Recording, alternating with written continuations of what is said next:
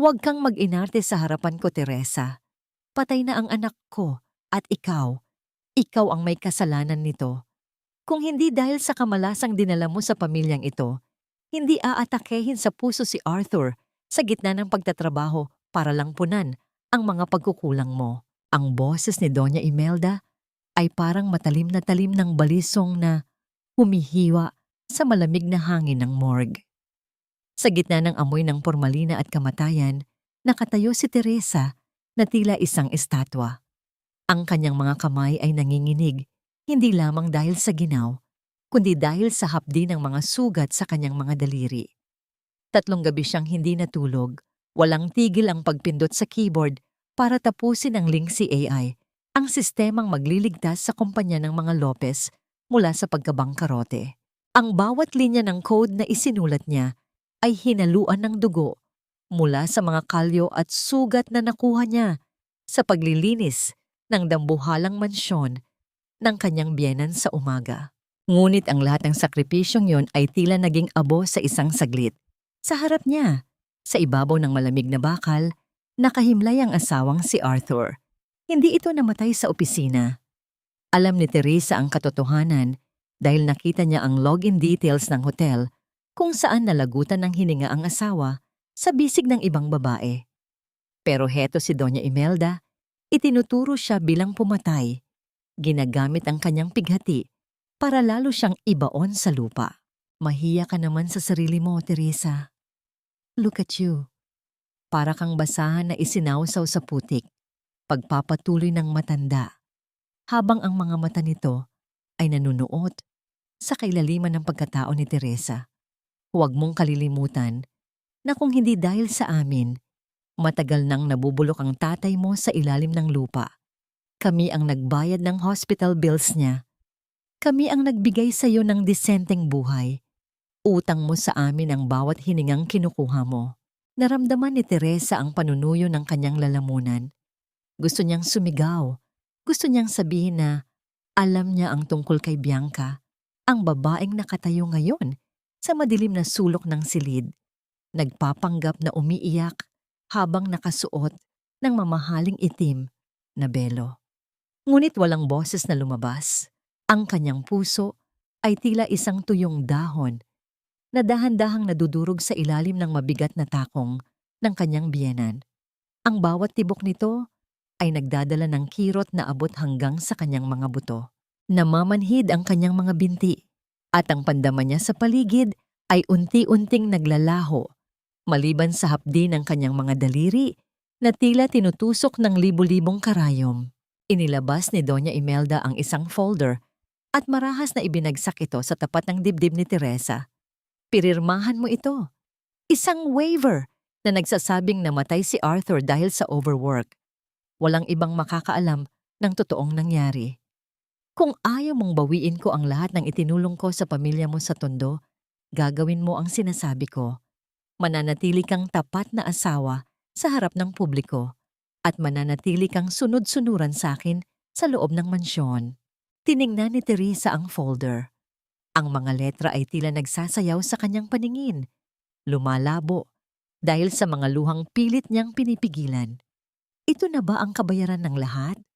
Ang kanyang talino, ang kanyang kabataan, at ang kanyang dangal. Lahat ay itutumbas lang sa isang pirasong papel para protektahan ang pangalan ng mga taong yumurak sa kanya.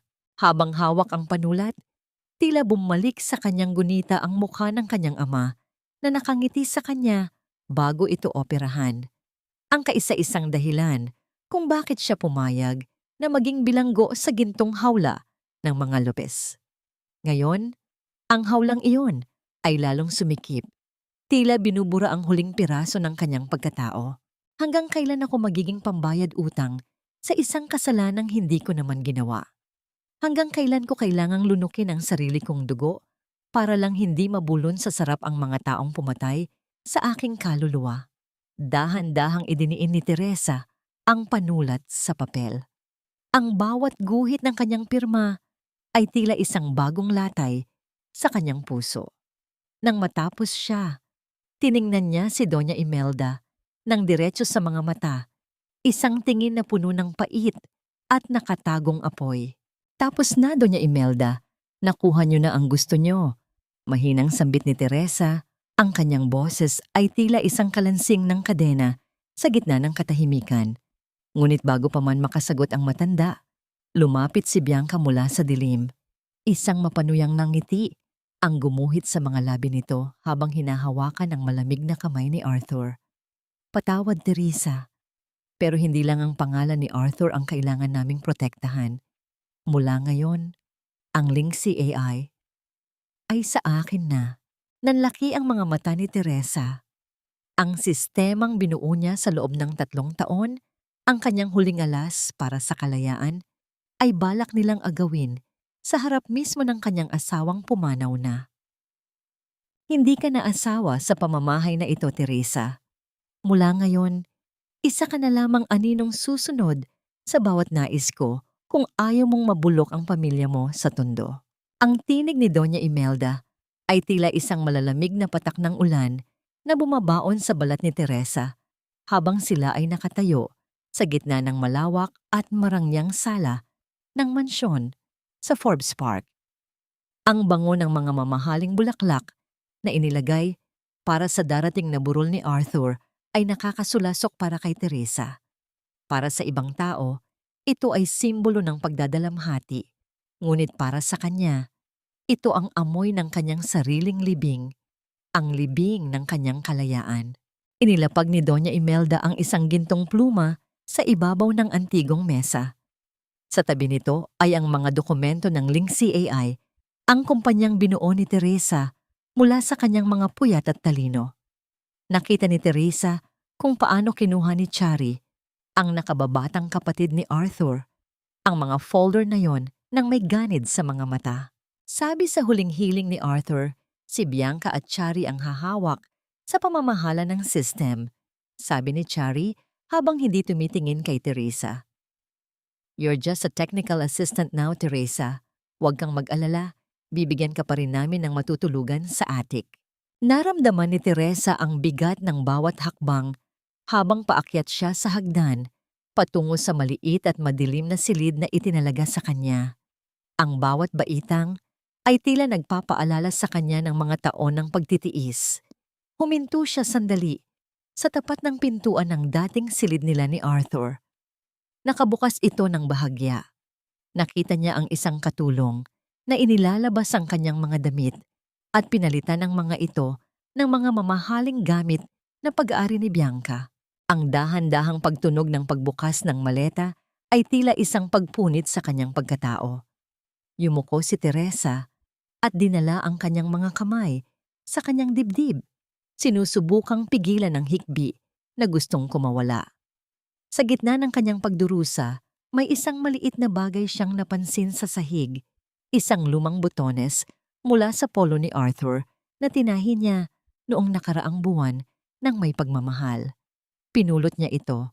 Ang kanyang mga daliri ay dahan-dahang naramdaman ang saspal ng sinulid na siya mismo ang nagkabit. Isang maliit na piraso ng kahapon na ngayon ay wala ng silbi. Tulad ng kanyang katapatan, sa asawang nakuha pang ipagpalit siya hanggang sa huling hininga nito.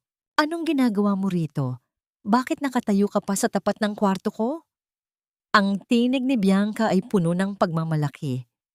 Nakatayo ito sa likuran ni Teresa, nakasuot ng isang manipis na pantulog na sutla na kulay pula. Isang kulay na tila sumisigaw ng pagtataksil sa gitna ng panahon ng pagluluksa. Walang bahid ng hiya sa mukha nito habang pinagmamasdan ang naghihirap na anyo ni Teresa.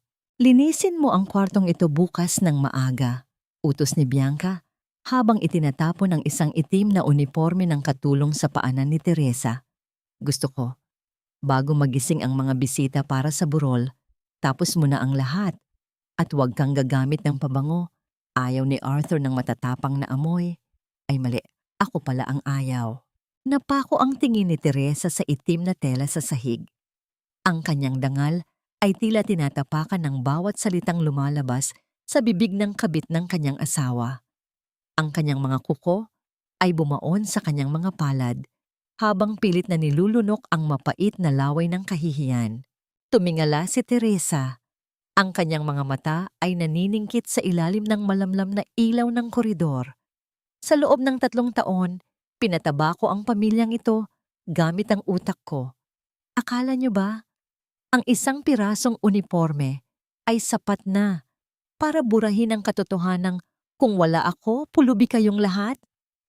Isang malakas at mabilis na pagkumpas ng kamay ang sumalubong sa pisngi ni Teresa. Ang tunog ng sampal ay umalingaw-ngaw sa tahimik na pasilyo, sinundan ng mabilis na paghinga ni Bianca na puno ng galit. "Huwag kang magmalaki, taga-Tondo. Isang salita ko lang kay Doña Imelda. Bukas na bukas din ay itatapon niya ang tatay mo sa kalsada." Sigaw ni Bianca bago ito pumasok sa loob ng kwarto at isinara ang pinto nang may lakas na tila yumayanig sa buong palapag. Naiwang nakatayo si Teresa sa dilim. Ang kanyang pisngi ay nagniningas sa hapdi, ngunit ang mas matinding apoy ay nagmumula sa kanyang puso. Tiningnan niya ang pintong isinara sa kanyang mukha. Ang pintong dati ay bukas para sa kanya bilang asawa, ngunit ngayon ay naging pader ng kanyang pagkaalipin. Hanggang kailan ako mananatiling nakaluhod sa harap ng mga taong magnanakaw? Hanggang kailan ko kayang panoorin ang sarili kong mga pangarap na ginagamit nila para sa kanilang kaligayahan? Ang katahimikan ng gabi ay binalot ang mansyon. Ngunit sa loob ng isip ni Teresa, isang malakas na bagyo ang nagsisimulang mabuo. Ang bawat patak ng luha na dumadaloy sa kanyang pisngi ay tila nagpapatibay sa kanyang pasya. Hindi siya mananatiling alikabok. Habang naglalakad siya patungo sa attic, isang hindi pamilyar na tunog ang narinig niya mula sa opisina ni Arthur sa ibaba. Isang mahinang pag-ilaw ng monitor na tila may sariling buhay. "Ang halaga ng buhay ng aking ama ay ang habambuhay na pagkabilanggo ng aking kaluluwa." Sa loob ng malawak na kusina ng mga Lopez, ang usok mula sa nilulutong adobo ay tila mga aninong sumasayaw sa paligid ni Teresa. Ang bawat sangkap, ang asim ng suka, ang alat ng tuyo, at ang tapang ng paminta ay kabisado ng kanyang mga kamay. Ito ang paboritong luto ni Arthur. Noong nabubuhay pa ang asawa, bawat patak ng sarsa ay hinaluan ni Teresa ng pag-asa na balang araw ay mamahalin din siya nito ng tapat. Ngunit ngayon, ang amoy ng pagkain ay tila isang lason na dahan-dahang pumapatay sa kanyang mga alaala. Habang hinahalo ang karne sa loob ng mainit na kawali, naramdaman ni Teresa ang hapdi ng singaw sa kanyang mukha. Kasabay nito ay ang pagdaloy ng isang masakit na gunita, 10 taon na ang nakalilipas. Tila naririnig pa niya ang mabilis at gipit na paghinga ng kanyang ama sa loob ng isang masikip na ward sa ospital sa Tondo. Ang tunog ng mga makinang sumusuporta sa buhay nito ay tila isang orasan na nagbibilang ng nalalabing sandali. Noon dumating si Doña Imelda, suot ang kanyang pinakamamahaling hiyas na tila kumikinang sa gitna ng karukaan ng pamilya ni Teresa.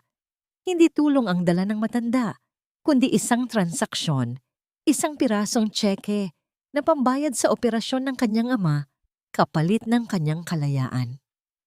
Ang utang na loob, Teresa, ay hindi nababayaran ng pera. Nababayaran ito ng katapatan at pagsisilbi. Ang mga salitang yon ni Doña Imelda ay naging kadenang nakagapos sa kanyang leeg mula noon. Nabalik lamang ang diwa ni Teresa nang marinig niya ang malakas na pagtunog ng takong ng sapatos sa sahig ng kusina.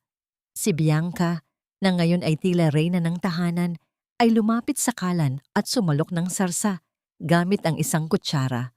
"Masyadong maalat, Teresa. Hindi mo na ba alam ang panlasa ng asawa mo?" Pambubus ka ni Bianca sabay tapon ng kutsara sa lababo. "O baka naman pati ang dila mo ay kasing pangit na ng pinanggalingan mo sa Tondo." Nanatiling nakayuko si Teresa. Ang kanyang mga daliri ay mahigpit na nakahawak sa sandok, hanggang sa mamuti ang kanyang mga buku-buku. "Niluto ko ito ayon sa gusto ni Arthur. Kung hindi niyo gusto, marami pang ibang pagkain sa ref." Mahinang sagot niya. Pilit na pinatitigas ang boses. Tumawa ng mapait si Bianca. "Huwag kang sasagot ng ganyan sa akin. Tandaan mo, ako na ang may-ari ng lahat ng naiwan ni Arthur Kasama na ang Linksy AI na ipinagmamalaki mo. You're just a ghost in this house, Teresa. Isang aninong nagluluto para sa amin. Dinala ni Teresa ang mga pagkain sa hapagkainan ng may mabibigat na hakbang. Pinanood niya mula sa malayo habang masayang kumakain si Bianca at Chari. Habang siya ay nananatiling nakatayo sa isang sulok, naghihintay ng susunod na utos. Ang gutom sa kanyang sikmura ay hindi kasing tindi ng gutom ng kanyang puso para sa hustisya.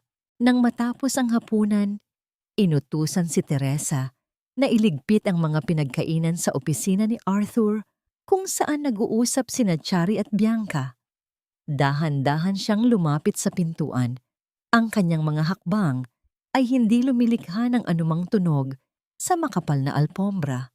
Akmang bubuksan na niya ang pinto nang marinig niya ang isang pamilyar na pangalan. Sigurado ka ba rito, Chari? Kapag nalaman ni Doña Imelda na ibebenta natin ang source code ng Linksy AI sa mga Singaporean bago pa ang grand launch, baka itakwil tayo ng matanda. Ang boses ni Bianca ay puno ng kaba, ngunit may halong pananabik. Huwag kang mag-alala, sagot ni Chari, na sinusundan ng tunog ng paglipat ng mga pahina ng dokumento. Kapag nakuha na natin ang pera, aalis na tayo rito. Hahayaan nating mabulok si Mama at ang katulong na yan, sa dumi ng kumpanyang wala ng laman, isisi natin ang lahat kay Teresa. Sasabihin natin na siya ang nagnakaw at nagbenta ng system dahil sa galit niya sa amin. Napatigil ang mundo ni Teresa. Ang kanyang mga kamay na hawak ang tray ay nagsimulang manginig. Ang kanyang huling obra, ang tanging bagay na nag-uugnay sa kanyang dignidad, ay gagamitin ng mga taong ito para sa kanilang sariling kapakanan habang siya ang gagawing biktima. Ang bawat sakripisyo ko, ang bawat luhang ibinuhos ko para sa pamilyang ito, lahat ba ay mauuwi lang sa ganito? Magiging kasangkapan lang ba ako sa sarili kong pagkawasak? Isang malakas na kalansing ng baso ang nagmula sa tray ni Teresa nang tumama ito sa gilid ng pinto. Natigil ang pag-uusap sa loob. "Sino yan?" sigaw ni Chari mula sa loob ng opisina. Amang, ang katotohanan ay parang isang sugat na pilit itinatago. Ngunit sa bawat pagtibok ng puso, ang hapdi nito ay gumigising sa diwang matagal nang idinlip. Mabilis na ibinaling ni Teresa ang kanyang katawan palayo sa pintuan ng opisina. Ang tunog ng pagtama ng baso sa tray ay tila isang pagsabog sa gitna ng nakabibinging katahimikan ng koridor. Ramdam niya ang marahas na pagpintig ng kanyang puso sa kanyang lalamunan. Bawat tibok ay tila isang babala. Bago pa man bumukas ang pinto, mabilis siyang naglakad patungo sa dulo ng pasilyo, yumuko, at nagkunwaring abala sa pag-aayos ng isang florera sa ibabaw ng lamesita. "Teresa, ikaw ba yan?" Ang boses ni Chari ay puno ng hinala habang lumalabas siya ng silid. Hindi lumingon si Teresa. Nanatiling nakatuon ang kanyang paningin sa mga talulot ng bulaklak na dahan-dahang nalalanta. "Opo, Ma'am Chari. May kailangan pa po ba kayo bago ako umakyat?" Mahinang sagot niya. Pilit na pinapakalma ang nanginginig niyang tinig. Isang mapanuring tingin ang ipinukol ni Chari sa likuran ni Teresa bago ito bumalik sa loob. Nang marinig ni Teresa ang pagbagsak muli ng pinto, doon lamang siya nakahinga ng malalim. Ang kanyang mga palad ay basang-basa ng malamig na pawis. Ang narinig niyang balak ni Bianca at Chari ay tila isang malakas na sampal na gumising sa kanya mula sa mahabang pananahimik. Kinabukasan, ang mansyon ay binalot ng isang kakaibang bigat. Isang itim na kotse ang huminto sa harap ng dambuhalang pintuan. Dumating si Dr. Gabriel, ang doktor na matagal nang nag-aalaga sa kalusugan ni Doña Imelda. Habang si Teresa ay nakaluhod sa malamig na marmol na sahig, pilit na binubura ang isang mantsa na halos hindi naman makita. Naramdaman niya ang pagtigil ng isang pares ng sapatos sa kanyang tapat. Dahan-dahang nag-angat ng tingin si Teresa. Si Dr. Gabriel ay nakatayo doon. Ang kanyang mukha ay hindi kakikitaan ng panghuhusga, kundi ng isang malalim at mataos na awa. Sa lahat ng mga taong labas-masok sa bahay na iyon, siya lamang ang tanging nakakakita kay Teresa hindi bilang isang katulong, kundi bilang isang tao. "Teresa, kumusta ka?" Ang mahinahong tanong ni Gabriel. Ang kanyang tinig ay tila isang haplos ng mainit na hangin sa gitna ng nararanasang ginaw ng babae. Maayos naman po, Doc. Sagot ni Teresa habang mabilis na ibinabalik ang kanyang atensyon sa sahig. Ayaw niyang makita ng doktor ang pait na nananahan sa kanyang mga mata. Ngunit hindi umalis si Gabriel. Yumuko siya ng bahagya. Sapat na para hindi marinig ng mga katulong na nagmamasid sa malayo. Nakita ko ang mga huling record ng iyong ama, Teresa. May mga bagay na hindi tumutugma sa mga kwentong alam mo. Napatigil ang kamay ni Teresa sa pagkuskos. Ang salitang ama ay tila isang kutsilyong bumaon sa kanyang puso. Bago pa siya makapagsalita, mabilis na inilagay ni Gabriel ang isang maliit na lukot na papel sa gilid ng basahan ni Teresa. "Basahin mo ito kapag nag-iisa ka na. Huwag kang maniniwala sa lahat ng nakikita mo sa loob ng pamamahay na ito." Bulong ni Gabriel bago siya muling tumayo ng tuwid at naglakad patungo sa kwarto ni Doña Imelda. Nanginginig ang mga daliri ni Teresa habang lalong hinihigpitan ang hawak sa basahan. Itinatago ang papel sa loob ng kanyang palad. Ngunit ang sandali ng lihim na pag-uusap na yon ay hindi nakaligtas sa mapanuring mata ng matandang Lopez. "Teresa!" Ang sigaw ni Doña Imelda ay umalingaw-ngaw mula sa itaas ng grand staircase. Pababa ang matanda. Hawak ang kanyang tungkod na tumutunog sa bawat baitang ng hagdan. Isang tunog na tila nagbabadya ng parating na bagyo. Lumapit ang matanda kay Teresa. Ang mukha nito ay namumula sa galit. "Anong ginagawa mo rito? Bakit mo kinakausap ang aking doktor? Naglalaway ka ba sa simpatsya ng ibang lalaki habang hindi pa man lang natutuyo ang lupa sa libingan ng aking anak?" "Hindi po, Doña Imelda. Tinatanong lang po ni Doc kung kumusta ako." Pagtatanggol ni Teresa habang pilit na itinatago ang papel sa likuran ng kanyang balakang. Isang marahas na paghila sa buhok ni Teresa ang naging tugon ng matanda. "Wala kang karapatang kausapin ang kahit sino rito maliban sa pagtanggap ng utos. Ang isang tulad mong tagatondo ay hindi dapat lumalapit sa mga taong may mataas na pinag-aralan. Baka mahawa sila sa kamalasan mo." Itinulak ni Doña Imelda si Teresa, dahilan upang mapaupo ang babae sa matitigas na tiles. Sa gitna ng sakit at kahihiyan, tanging ang papel na hawak niya ang nagbibigay sa kanya ng lakas na hindi sumigaw. Ang bawat pang-aalipusta ng matanda ay tila nagiging panggatong sa isang apoy na matagal nang nakabinbin sa loob ni Teresa. Nang makaalis ang matanda kasama si Dr. Gabriel, naiwan si Teresa sa sahig, mag-isa at puno ng mga katanungang bumabagabag sa kanyang isipan. Dahan-dahan niyang binuksan ang palad at tiningnan ang papel. Ang bawat letra doon ay tila isang bulong mula sa nakaraan, isang bulong na nagbabantang gumuho sa buong pundasyon ng kanyang buhay. Kung ang lahat ng sakripisyo ko ay nakabase sa isang kasinungalingan, may halaga pa ba ang pananatili ko sa impyernong ito? O baka naman, ang impyernong ito ang mismong susunod na susunog sa katotohanang pilit nilang ibinabaon. Apta sa nege. Ang isang pekeng anghel ay mas mapanganib kaysa sa isang hayagang demonyo dahil ang kanyang mga pakpak ay ginagamit niya upang itago ang matatalim na kuko ng panlilinlang. Hindi sapat na ninakaw mo ang atensyon ni Arthur nung nabubuhay pa siya. Pati ba naman ang huling alaala niya ay sisirain mo? Ang boses ni Bianca ay puno ng pait at tila galing sa isang pusong sawi habang nakatayo siya sa gitna ng opisina ni Arthur. Sa sahig, nagkalat ang mga piraso ng isang kristal na paperweight. Isang regalo na ibinigay ni Teresa kay Arthur sa kanilang unang anibersaryo. Si Teresa ay nakatayo sa isang sulok, hawak ang basahan at panlinis. Siya ay naroon lamang upang linisin ang alikabok sa mga libro.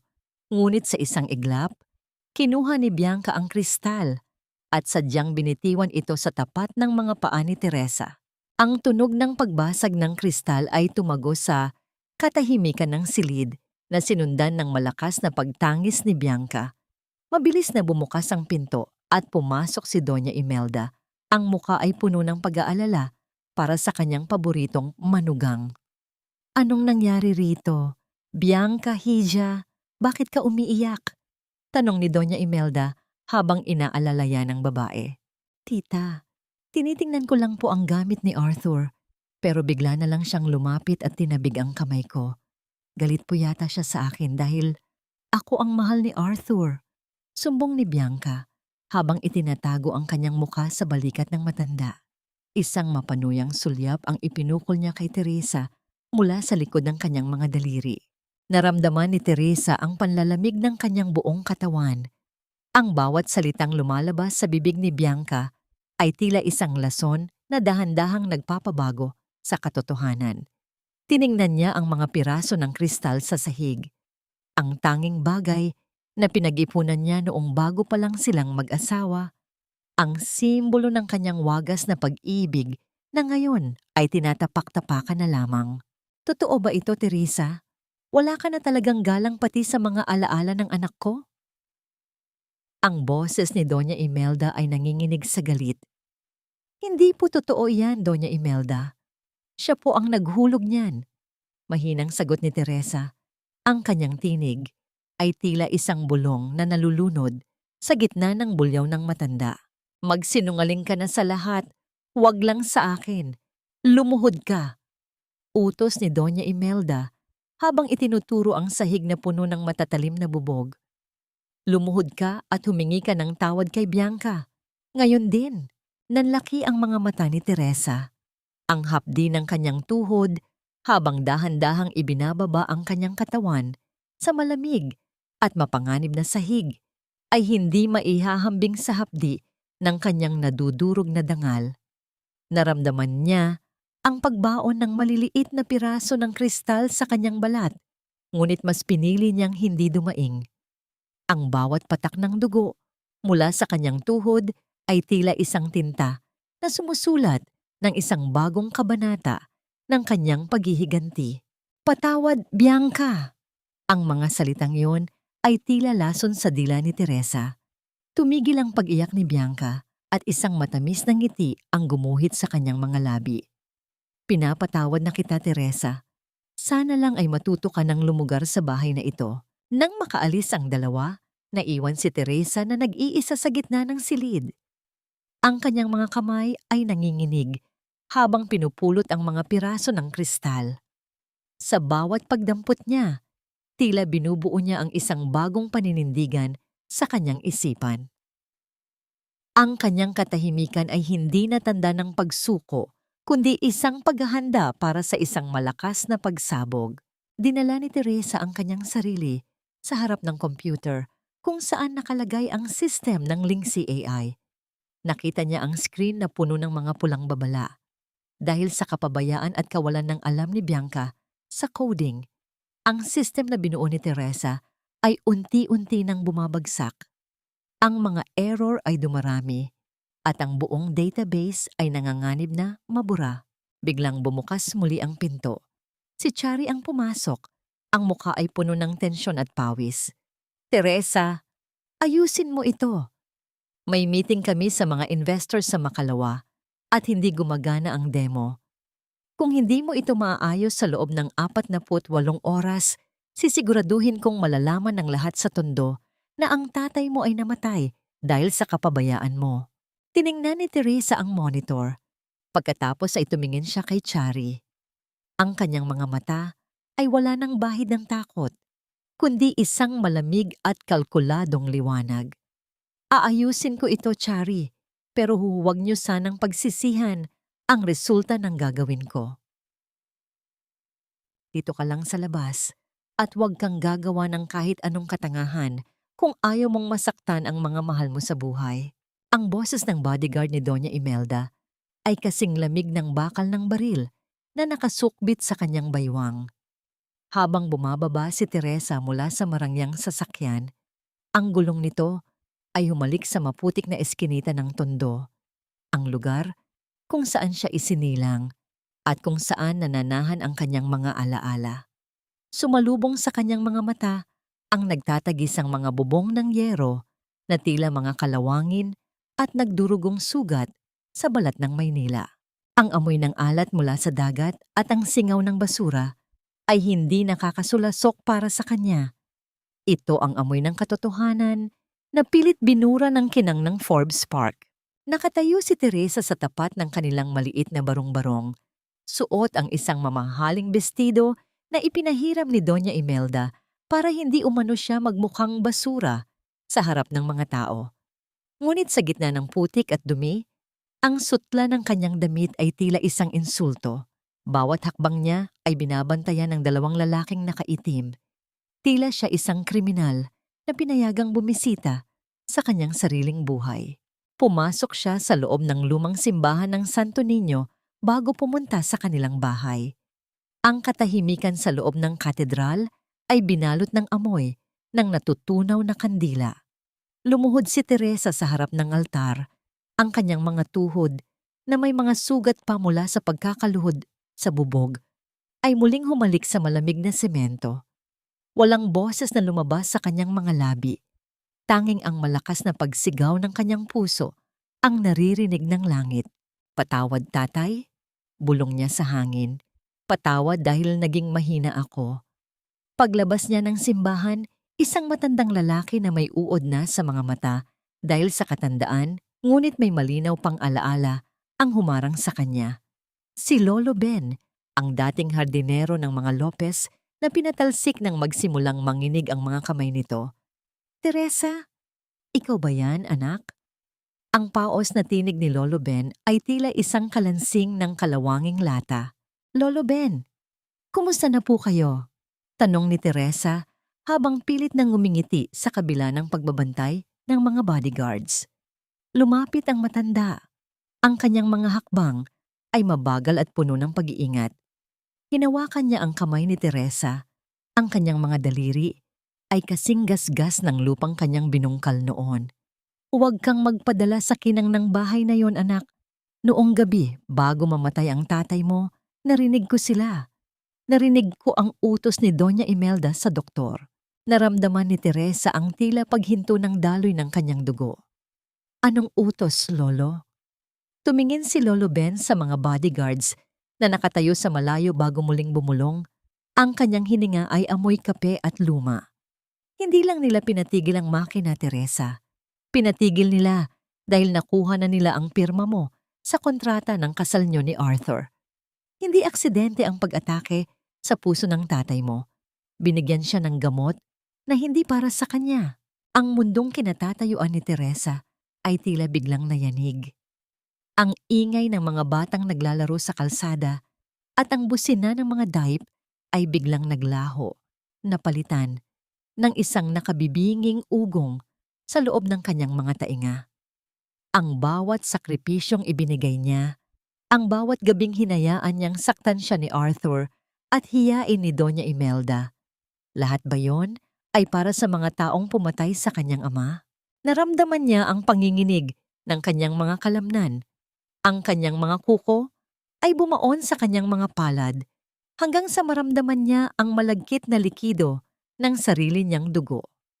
Ang pighati ay dahan-dahang napalitan ng isang malamig at matalim na puot. Isang puot na mas matalas kaysa sa anumang coding o algoritmo na kanyang nilikha. Teresa, oras na! Bumalik na tayo sa sasakyan! Sigaw ng bodyguard habang marahas na hinahablot ang kanyang braso. Hindi lumaban si Teresa. Hinayaan niyang kaladkarin siya palayo sa Tondo. Palayo sa kaisa-isang taong nagsabi sa kanya ng katotohanan. Habang umaandar ang sasakyan palayo sa mga barong-barong, tiningnan ni Teresa ang kanyang sarili sa refleksyon ng bintana. Ang babaeng nakikita niya ay hindi na ang mahinang asawa na handing magpaalipin. Kung ang buhay ko ay itinayo sa ibabaw ng bangkay ng aking ama, handa ba akong maging mamamatay tao rin para lamang makuha ang katarungan? O sapat na bang sunugin ko ang buong mundo ng mga Lopez gamit ang apoy ng aking galit? Huwag mong dungisan ng marumi mong kamay ang sapatos ko, Teresa. Mas mahal pa ang balat niyan kaysa sa buhay ng pamilya mo. Ang boses ni Doña Imelda ay tila isang hagupit ng latigo habang nakaupo ito sa kanyang tanging trono, isang antigong silya na gawa sa nara. Sa paanan nito, nakaluhod si Teresa. Hawak ang isang mamahaling telang pampakintab para sa sapatos ng matanda. Habang dahan-dahang pinupunasan ni Teresa ang kintab ng balat ng sapatos, naramdaman niya ang matinding pait na gumagapang sa kanyang lalamunan. Ang sapatos na ito, na binili sa Europa, ay sapat na ang halaga para tustusan ang pag-aaral ng 10 bata sa Tondo. Ngunit para kay Doña Imelda, ang buhay ng ama ni Teresa ay mas mababa pa sa duming dumidikit sa talampakan nito. Naramdaman ni Teresa ang panginginig ng kanyang mga daliri. Gusto niyang isigaw ang mga salitang narinig niya kay Lolo Ben. Gusto niyang itanong kung paano nila nagawang kitilin ang hininga ng isang matandang wala namang kalaban-laban. Ngunit nanatiling tikom ang kanyang bibig. Ang tanging sagot niya ay ang mabilis at marahas na pagpintig ng kanyang ugat sa sentido. Ang bawat kuskos niya sa sapatos ay tila isang panata ng paghihiganti.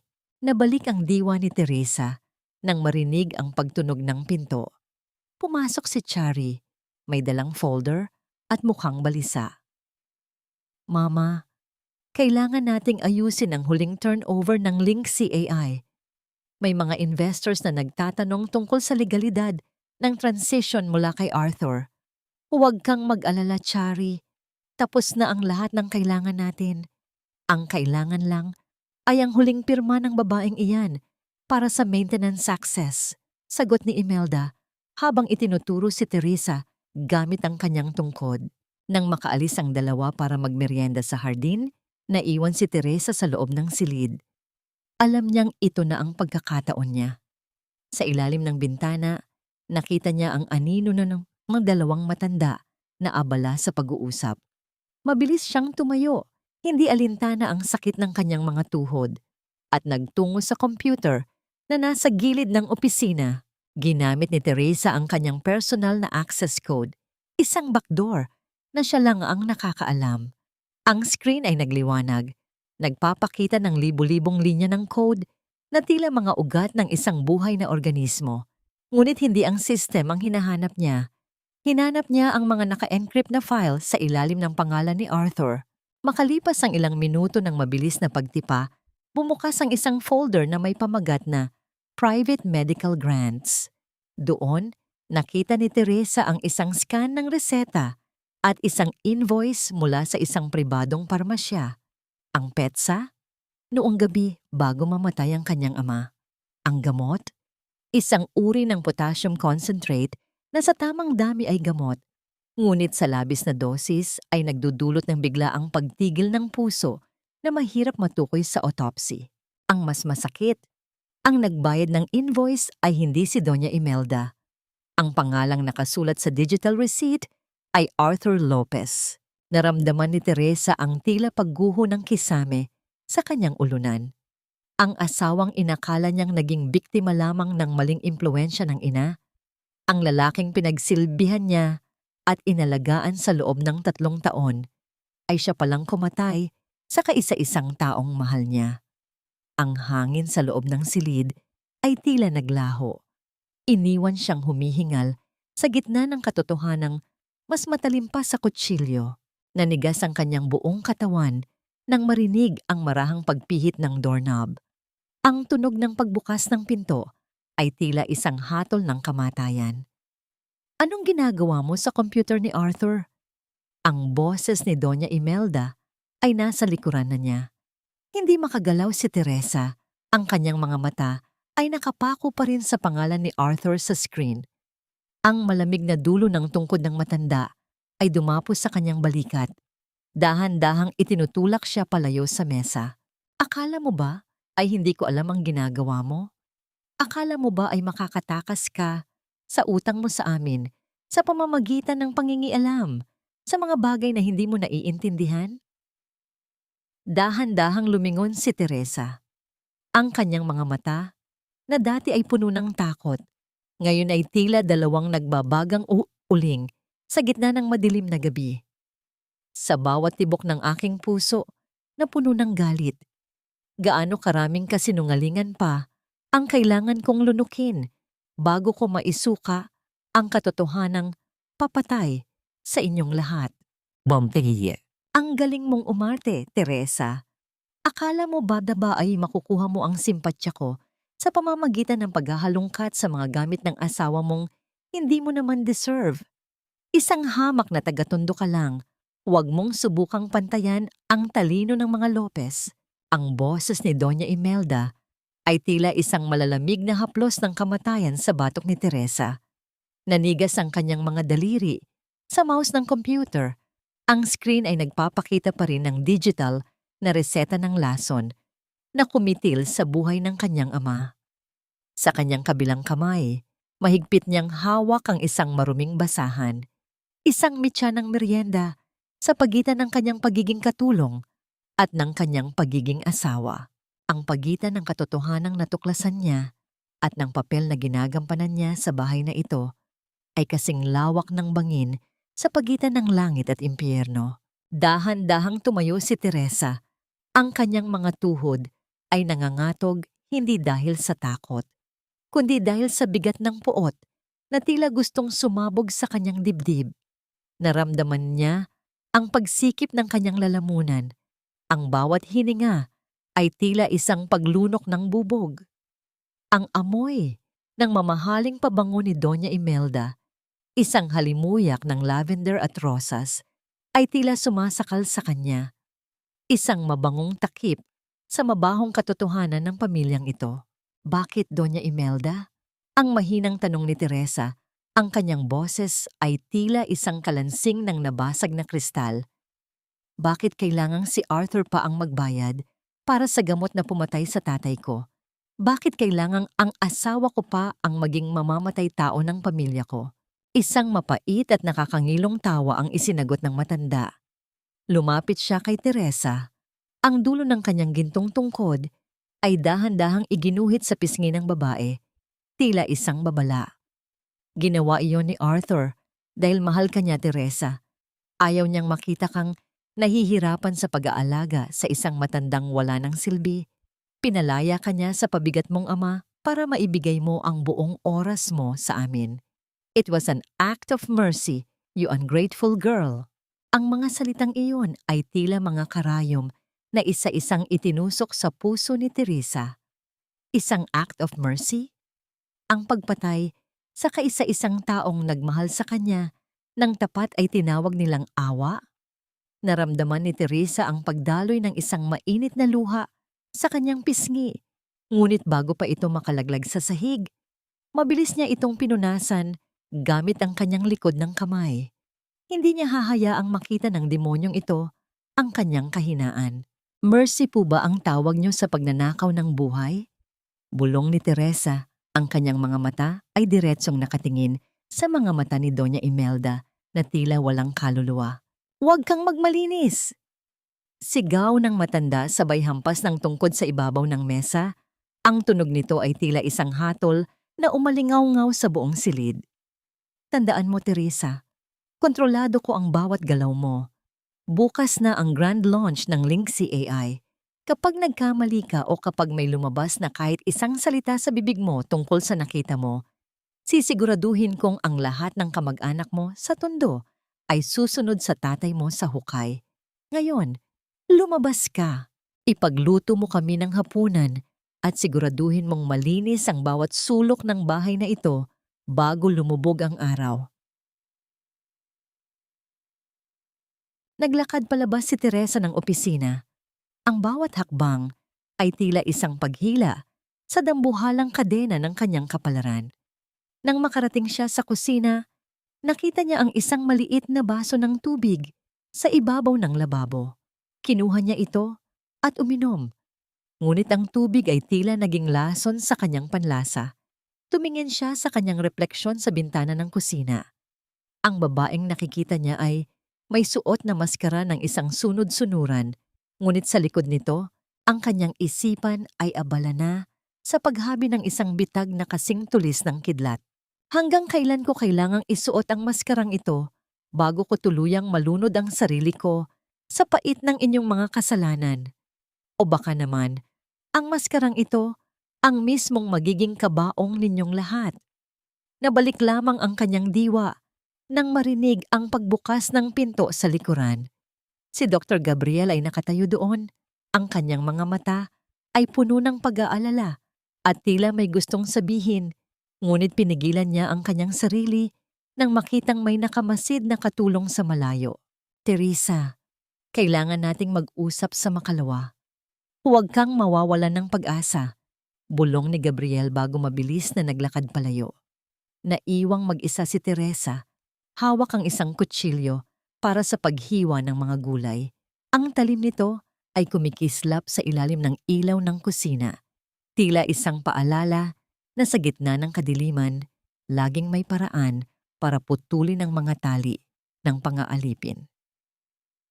Hindi lang sila ang pumatay sa tatay mo, Teresa. Si Arthur, ang asawa mo mismo, ang nag-abot ng kamatayan sa kanya. Ang tinig ni Dr. Gabriel ay tila isang malalamig na hangin na dumaan sa silid, nagdadala ng katotohanang mas mapait pa sa kamatayan. Sa loob ng maliit at pribadong klinika ng doktor, nakatayo si Teresa na tila isang estatwa. Ang kanyang mga kamay ay mahigpit na nakakapit sa isang maliit na locket na nakasabit sa kanyang leeg. Isang regalo ni Arthur noong kanilang unang anibersaryo. Sa loob ng 3 taon, itinuring niya itong simbolo ng pag-asa ng isang lalaking kahit mahina ay may mabuting puso. Ngunit sa isang iglap, ang gintong yon ay tila naging isang piraso ng uling na sumusunog sa kanyang balat. Dahan-dahang inilapag ni Gabriel ang isang lumang medical folder sa ibabaw ng lamesa. Ang tunog ng pagtama ng papel sa kahoy ay tila isang malakas na hudyat ng pagbagsak ng buong mundo ni Teresa. Lumapit siya. Ang bawat hakbang ay tila paglalakad sa ibabaw ng mga pako. Ang kanyang mga mata ay nakapako sa ibaba ng dokumento. Sa bahaging may pirma ng next of kin, doon sa gitna ng puting papel ay ang pamilyar na kumpas ng panulat ni Arthur. Ang bawat kurba ng kanyang pirma ay tila isang latay na humihiwa sa kaluluwa ni Teresa. Ito ang pirma na nag-utos na itigil ang supply ng gamot at ilipat ang kanyang ama sa isang pasilidad na wala namang sapat na kagamitan. Isang hatol ng kamatayan na binalot sa pangalan ng medical transfer. Tingnan mo ang petsa, Teresa. Malungkot na dagdag ni Gabriel habang iniaabot ang isang baso ng tubig sa babae. Ipinirma niya ito 1 oras matapos mong tanggapin ang alok na kasal ni Doña Imelda. Ginamit nila ang buhay ng tatay mo para masiguro na hindi ka makakatakas sa kanila. Naramdaman ni Teresa ang panunuyo ng kanyang lalamunan. Tila may isang malaking bara na humaharang sa kanyang bawat hininga. Ang tubig sa baso ay nanginginig kasabay ng kanyang mga kamay, hanggang sa ang ilang patak nito ay bumagsak sa kanyang palda. Tila mga luha ng langit para sa kanyang kamalasan. Ang kanyang mga binti ay naging parang jelly. Walang lakas na suportahan ang bigat ng kanyang pighati. Napaupo siya sa silya, ang kanyang paningin ay nagdidilim at ang bawat ingay sa labas ng klinika ay naging isang malabong ugong. Naalala niya ang gabi bago ang operasyon. Naalala niya kung paano siya hinawakan ni Arthur sa kamay. Nangangako na gagawin ang lahat para iligtas ang kanyang ama. Naalala niya ang mababait na salita nito habang umiiyak siya sa kanyang balikat. Ang lahat ng iyon, ang bawat haplos, ang bawat yakap, ang bawat pangako, ay isa palang masusing binalangkas na dula. Si Arthur ay hindi isang biktima ng kanyang ina.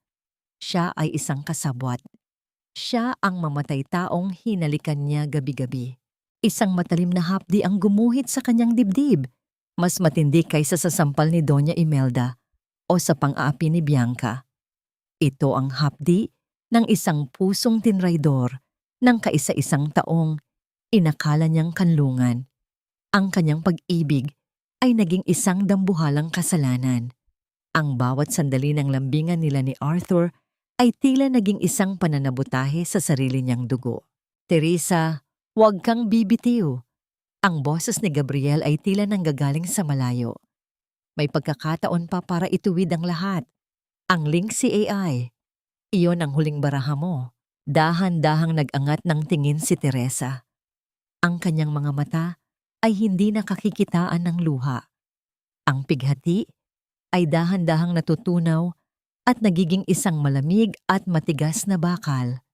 Ang kanyang mukha, na dati ay puno ng pagtitiis, ay naging isang maskara ng determinasyon. Isang mapait na ngiti ang gumuhit sa kanyang mga labi. Isang nangiting hindi nagdadala ng saya, kundi ng babala. Salamat, Doc. Mahinang sambit ni Teresa. Ang kanyang boses ay wala ng panginginig, tila isang talim ng kutsilyo na hinahasa sa gitna ng katahimikan. Ngayon, malinaw na ang lahat. Hindi na ako ang asawang nagdadalamhati. Ako na ang magiging anino na susunod sa kanila hanggang sa kanilang huling hininga. Tumayo siya. Iniwan ang folder at ang baso ng tubig. Sa kanyang paglalakad, palabas ng klinika, bawat hakbang niya ay tila may dalang bigat ng katarungan. Ang bawat tibok ng kanyang puso ay nagsasabing, bayad na ang utang na loob. Panahon na para sa singilan. Paano ko nagawang mahalin ang demonyong kumitil sa buhay ng aking ama? Paano ko haharapin ang bukas kung ang bawat alaala ko ay bahid ng dugo ng sarili kong pamilya? Nabalik lamang ang kanyang diwa nang marinig ang tunog ng pagbukas ng dambuhalang gate ng mansyon. Sa harap niya, nakatayo ang kumpol ng mga reporter at mga bodyguard, naghahanda para sa rehearsal ng grand launch bukas. Nakita niya si Bianca, suot ang isang puting bestido na tila isang anghel, habang kausap ang mga investors. Ang katarungan ay hindi laging dumarating sa pamamagitan ng sigaw. Kung minsan, ito ay dumarating sa bawat tahimik na pagpindot ng keyboard sa gitna ng malalim na gabi.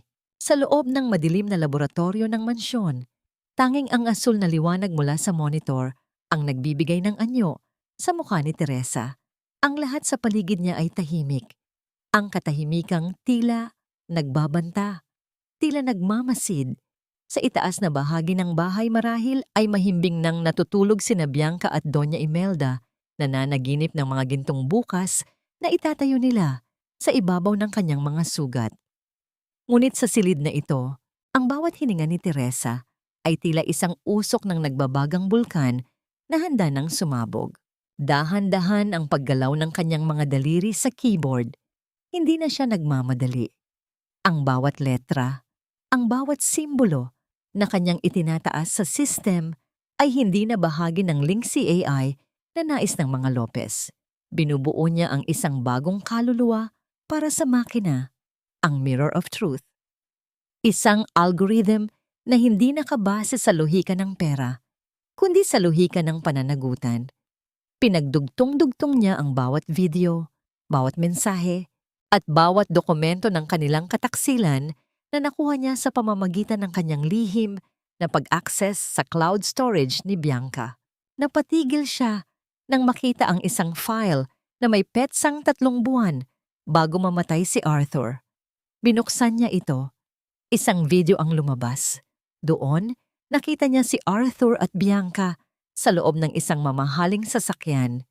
Nagtatawanan sila habang pinag-uusapan kung paano nila papaamuhin si Teresa para hindi nito iwan ang kumpanya. Kailangan nating panatilihing bilib sa akin si Teresa. Ang boses ni Arthur sa video ay puno ng panunuya. Hanggat iniisip niyang mahal ko siya, libre tayong makukuha ang utak niya. Kapag nakuha na natin ang code, itatapon natin siya pabalik sa tundos. Naramdaman ni Teresa ang tila paghinto ng kanyang puso. Ang hapdi ay wala na. Napalitan na ito ng isang malamig at matigas na paninindigan. Ang kanyang mga mata ay nanatiling nakapako sa monitor habang ang kanyang mga kuko ay dahan-dahang bumaon sa balat ng kanyang mga palad.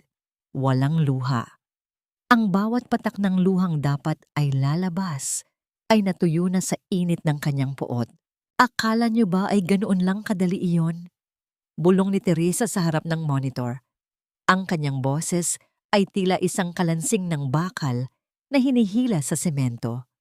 Binuo ko ang system na ito gamit ang aking pag-ibig, kaya sisirain ko rin ito gamit ang inyong mga kasalanan.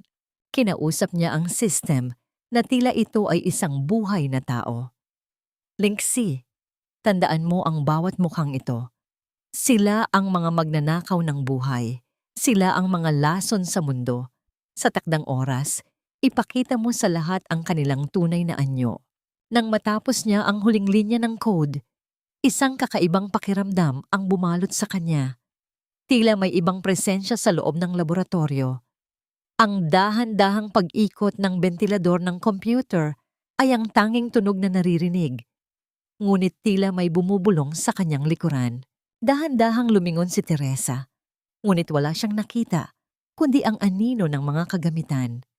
Pagbalik ng kanyang tingin sa monitor, biglang nagbago ang interface. Ang kulay asul ay naging isang madilim at madugong pula.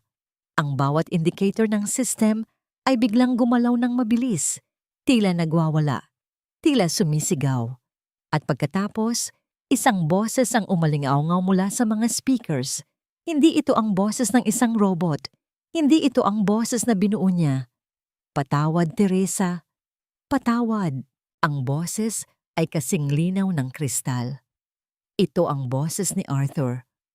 Puno ng lungkot, puno ng takot, at tila nanggagaling sa kilaliman ng isang madilim na hukay. Napatalon si Teresa sa kanyang upuan.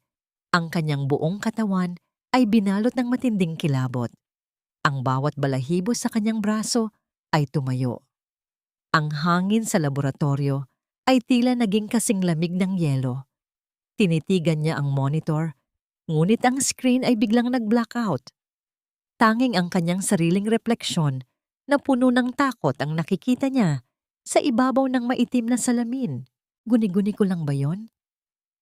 O pati ba ang kaluluwa ng taong pumatay sa aking ama ay hindi mapakali sa loob ng makinang binuo ko para sa kanya? Naiwang nanginginig si Teresa sa gitna ng dilim, habang ang huling kataga ni Arthur ay tila paulit-ulit na umaalingaw-ngaw sa kanyang mga tainga. Isang aninong hindi niya alam kung kakampi o kaaway sa parating na bukas. Bagay na bagay sa akin ang gown na ito, hindi ba, Teresa? Mas bagay kaysa noong suot mo ito sa iyong kasal dahil sa akin, hindi nagmumukhang basahan ang telang ito. Ang boses ni Bianca ay tila isang matalim na karayom na direktang tumutusok sa pinakamalalim na sugat sa puso ni Teresa. Sa gitna ng malawak na ballroom ng mansyon na napaliligiran ng mga naglalakihang kristal na chandelier, nakatayo si Teresa habang hawak ang isang mabigat na tray ng mamahaling alak. Ang kanyang mga paa, na namamagana dahil sa buong araw na paghahanda, ay tila bumabaon sa malambot na alpombra. Ngunit ang mas masakit ay ang makita si Bianca na suot ang kulay pilak na bestidong gawa ng isang tanyag na designer. Ang bestidong binili ni Arthur para kay Teresa noong kanilang anibersaryo. Ang tanging gamit na inakala niyang simbolo ng pagpapahalaga sa kanya. Ngayon, ang bestidong yon ay naging balatkayo ng isang ahas. Pinagmasdan ni Teresa ang bawat tahi ng tela na siya mismo ang nag-ingat sa loob ng maraming taon, na ngayon ay hinihimas ng mga daliri ng babaeng pumatay sa kanyang kaligayahan. Ang bawat kislap ng mga beads sa ilalim ng ilaw ay tila mga nangungutyang mata. Naramdaman ni Teresa ang panunuyo ng kanyang lalamunan. Ang bawat hininga ay tila isang paglunok ng mainit na alikabok, habang ang mga panauhin, mga negosyante at matataas na opisyal ay nagbubulungan sa paligid. Don't just stand there, Teresa. Serve the guests. Iyan lang naman ang tanging silbi mo rito, right? Ang nakatatawang dagdag ni Chari habang humihigop ng champagne. Isipin mo na lang na rehearsal ito para sa pagbabalik mo sa Tondo.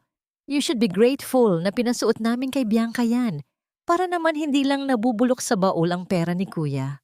Yumuko si Teresa. Ang kanyang buhok ay dahan-dahang tumatabing sa kanyang mga mata, upang itago ang nagbabagang puot na unti-unti nang lumalamon sa kanyang pagkatao. Ang kanyang mga kamay ay nanginginig sa ilalim ng tray, ngunit pinilit niyang panatilihin ang balanse. Sa bawat paghakbang niya patungo sa mga bisita, tila bitbit niya ang bigat ng buong mundo. Ang bawat ngiti ng mga Lopez ay isang latay sa kanyang likuran, at ang bawat bati ng mga tao kay Bianca bilang bagong mukha ng tagumpay ay tila laso na dahan-dahang pumapatay sa kanyang huling pasensya. Isang sandali ang namayani nang huminto si Bianca sa harap ni Teresa. Ang kanyang baso ay walang laman. Itinapat niya ito sa tapat ng mukha ni Teresa.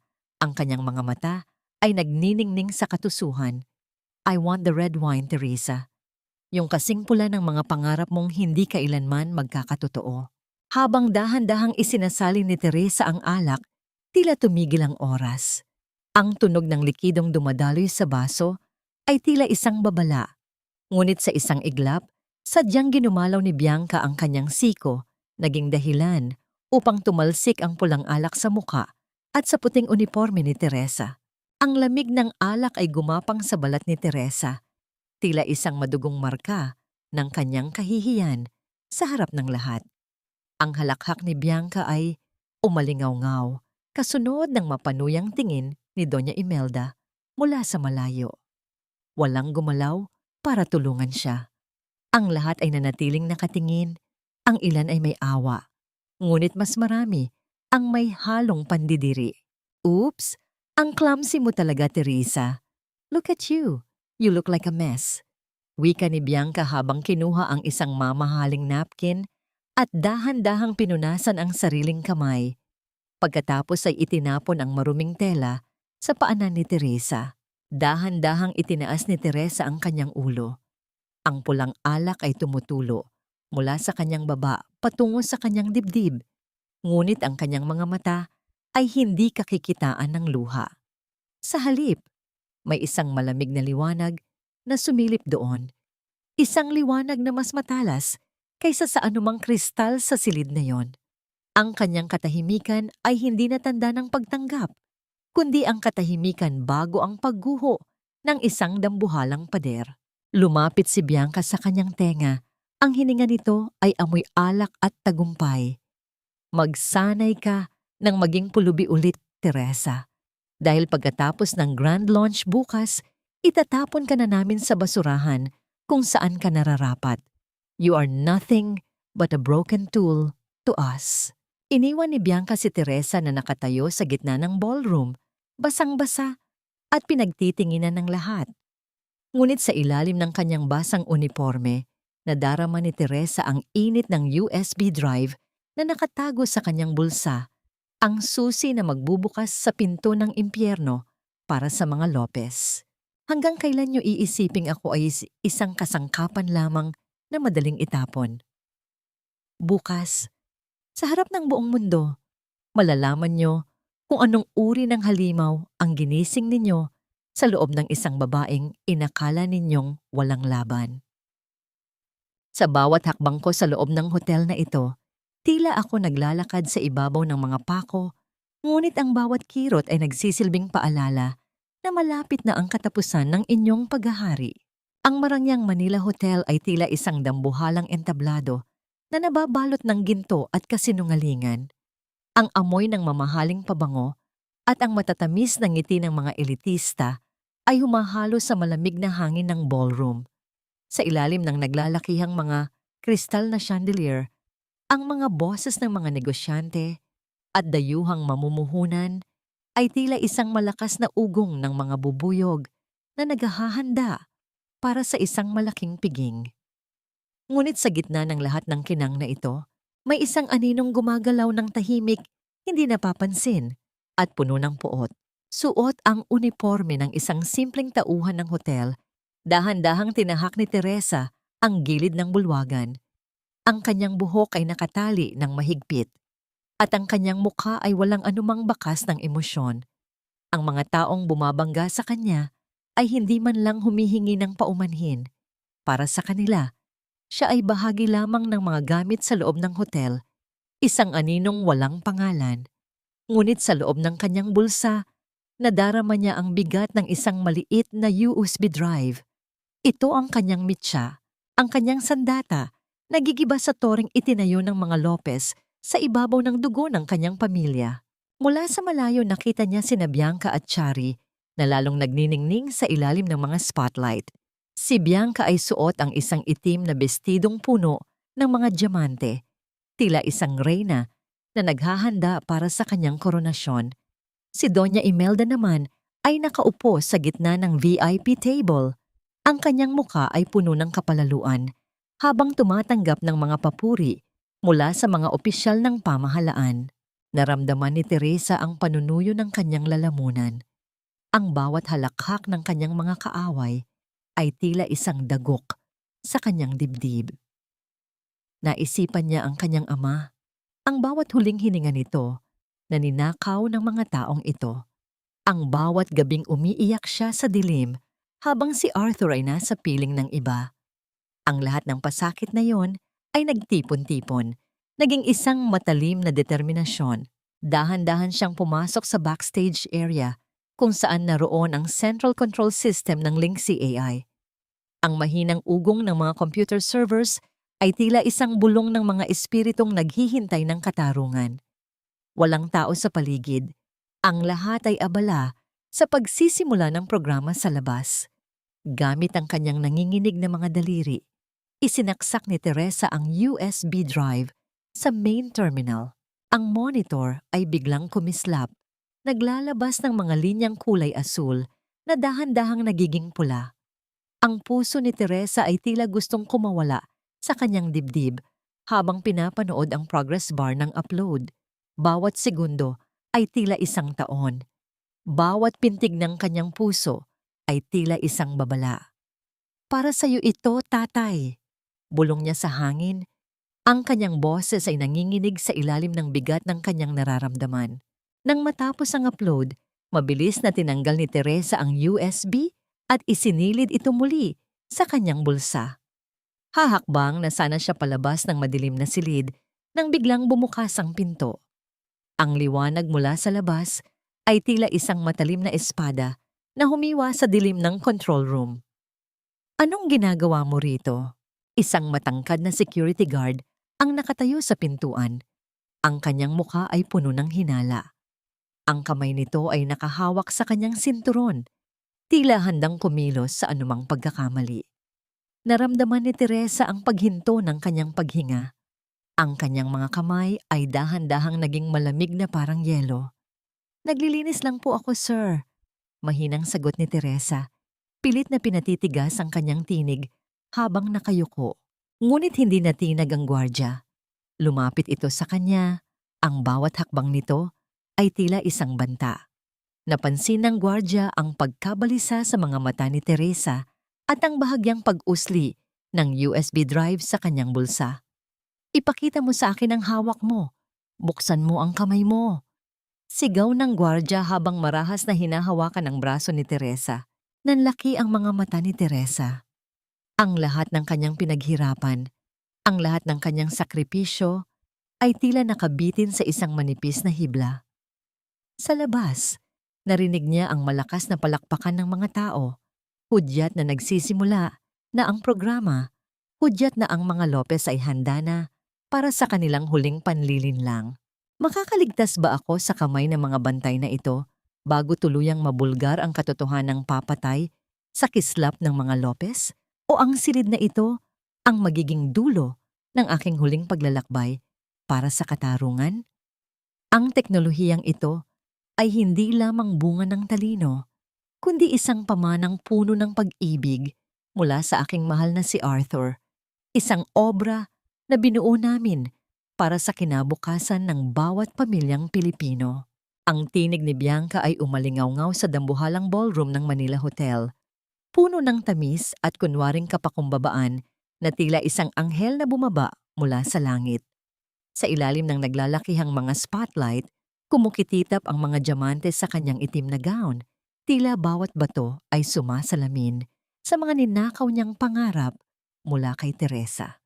Sa harap ng mga dayuhang investors at mga sikat na mamamahayag, si Bianca ang bida, ang henyo, ang babaeng magdadala sa pamilya Lopez sa rurok ng tagumpay. Samantala, sa madilim at masikip na sulok ng control room, nararamdaman ni Teresa ang marahas na paghigpit ng hawak ng gwardya sa kanyang braso. Ang sakit ay gumagapang mula sa kanyang balikat hanggang sa kanyang mga daliri. Ngunit mas matindi ang hapdi ng saksak ng katotohanan sa kanyang dibdib. Habang ang buong mundo ay pumapalakpak para sa isang magnanakaw, siya ay nakikipagbuno para sa kanyang huling hininga ng dignidad. Sinabi ng buksan mo ang kamay mo. Anong mo ninakaw mo rito? Ang pabulong na banta ng gwardya, ang kanyang muka ay tila isang pader na walang emosyon. Kuya, bitawan mo siya. Tauhan ko iyan. Isang baritono at pamilyar na boses ang pumutol sa tensyon. Si Dr. Gabriel ay nakatayo sa may pintuan. Suot ang kanyang formal na tuksido, ngunit ang kanyang mga mata ay diretsong nakatingin sa gwardya ng may awtoridad. Pinakuha ko sa kanya ang gamot ko sa loob ng bag ko na naiwan dito. May problema ba? Dahan-dahang binitiwan ng gwardya ang braso ni Teresa. Yumuko ng bahagya bilang paghingi ng paumanhin sa doktor at mabilis na lumabas. Naramdaman ni Teresa ang pagdaloy muli ng dugo sa kanyang braso, kasabay ng pangangatog ng kanyang buong katawan. Tiningnan niya si Gabriel, ang kaisa-isang tao na hindi tumalikod sa kanya sa gitna ng bagyong ito. Gawin mo na, Teresa. Ang mahinang utos ni Gabriel, ang kanyang boses ay puno ng tiwala at pait. Ito na ang oras para marinig ng mundo ang boses ng katotohanan. Tumango si Teresa. Ang kanyang mga mata ay nagniningning sa ilalim ng malamlam na ilaw ng mga server. Mabilis niyang tinahak ang likod ng entablado, sumisilip sa gilid ng dambuhalang pulang kurtina. Doon, nakita niya si Doña Imelda na nakaupo sa gitna ng entablado. May hawak na panyo at kunwaring nagpupunas ng luha habang pinapanood ang isang video tribute para kay Arthur. Ang bawat salitang lumalabas sa video ay puno ng kasinungalingan. Arthur, ang mabuting asawa. Arthur, ang mapagmahal na anak. Arthur ang tagapagligtas. Naramdaman ni Teresa ang pagsikip ng kanyang lalamunan. Ang bawat hininga niya ay tila may kasamang bubog. Inilabas niya ang kanyang cellphone. Ang screen nito ay nagpapakita ng isang command na kulay pula. Execute Mirror of Truth. Ang kanyang mga daliri ay nanginginig, hindi dahil sa takot, kundi dahil sa bigat ng katarungang hawak niya. Sa entablado, kinuha ni Bianca ang isang tablet. At ngayon, para sa formal na pagbubukas ng Link CAI, ang unang artificial intelligence na may pusong Lopez. Huminto ang lahat. Ang katahimikan sa ballroom ay tila isang mahabang buntong hininga ng tadhana. Ang mga kamera ay nakatutok, ang mga investors ay nakahanda ang mga panulat, at ang buong bansa ay naghihintay sa pamamagitan ng live stream. Pinindot ni Bianca ang activation button sa tablet ng may malawak na ngiti. Ngunit sa halip na ang kulay asul na logo ng kumpanya ang lumabas sa dambuhalang LED screen sa likuran niya, biglang kumislap ang mga ilaw sa buong ballroom. Ang bawat chandelier ay dahan-dahang namatay.